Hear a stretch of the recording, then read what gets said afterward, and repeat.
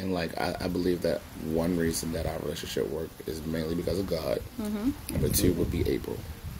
April is a lot more forgiving than I am. Like me, I can hold a grudge. Yeah. April's a little bit more forgiving. We can have a steamed argument.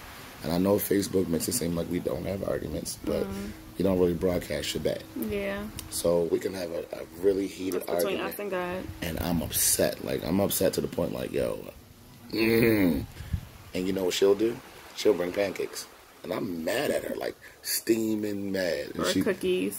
Or she'll bake some fresh cookies. I'm like, yo. Or go to the store and go grab all his favorite snacks. And that's a compromise that a lot of women won't do. They won't, like, I'm not catering to this. They're not, mad. He's mad, I'm mad. So prideful. Blah, blah, blah. But pride is the number But love, one. what does love do, babe?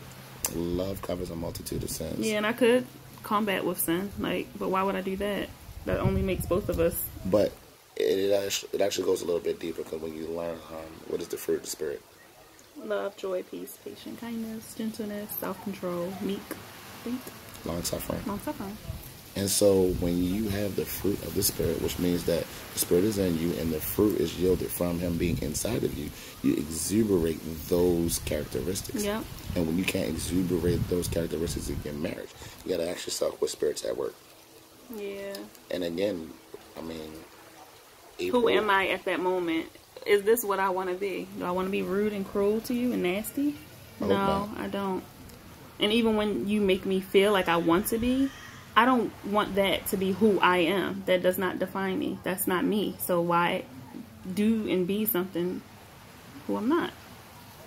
And a lot of people, they get frustrated because they find their identity in the title of being a wife or being a husband. Yeah.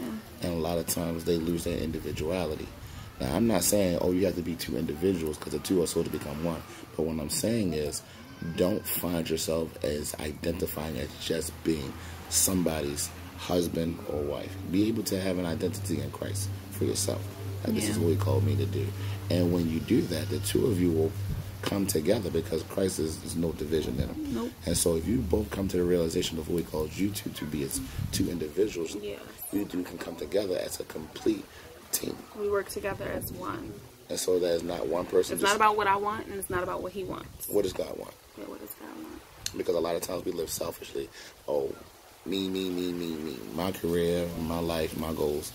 But in all actuality, when you marry, you guys really have to come together as one, and not just only one, but to have one vision for real. One main goal. And what is that goal that you as a couple have come to? Because I know a lot of my friends, when they do go through divorces, they're like, yo, I had to refine myself. Like, I identified with being this person's wife. And a lot of times those conversations are sitting down and saying, yo, who am I? And sometimes you have to have that before you even get into a relationship. Yeah. So that you know who you are. You know what I mean? Because a lot of times we get married to cover up different voids. You know what I mean? We get married to cover up our incompleteness. So a lot of times you need to be complete before you get into a marriage. Because if you go into a marriage broken, you'll cause a broken marriage. Mm.